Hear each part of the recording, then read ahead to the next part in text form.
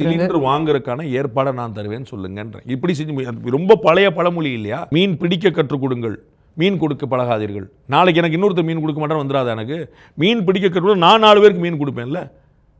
இங்கே அன்னச்சத்திரங்கள் 1000 இருந்துச்சு, எப்படி வந்துச்சு?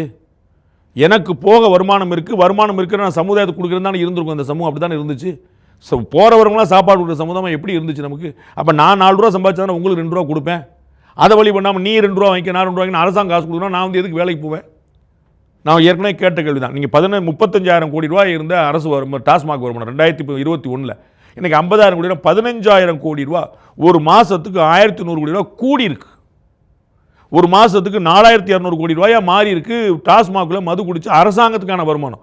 இன்னும் அவங்க மதுபான நிறுவனங்களுக்கான வருமானத்தை பற்றி நான் பேசலை, அரசாங்கத்துக்கான வரியை மட்டும் பேசிட்டு இருக்கு. 50,000 கோடி அம்மாரி. இதுதான் நீங்கள் நம்பி இருக்கிற விஷயமா? பூரண மதுவில் கொண்டு வரும் சொல்லுங்க.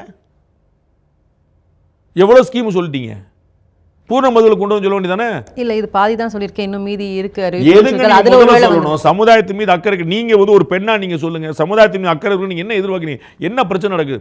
நாங்குநேரில் அருவாள் எடுத்து நடு ரோட்டில் வெட்டிட்டு போனவன் குடிச்சிருக்கானா குடிக்கலையா? மானாமரில் அருவாள் எடுத்து நடு ரோட்டில் வெட்டிட்டு போனவன் குடிச்சிருக்கானா குடிக்கலையா? அப்போ குடிச்சாதானே அந்த அசட்டு தைரியம் வருது. போனால் ரோட்டில் போனால் அடிச்சிடலாம் அப்படின்னு சொல்லிட்டு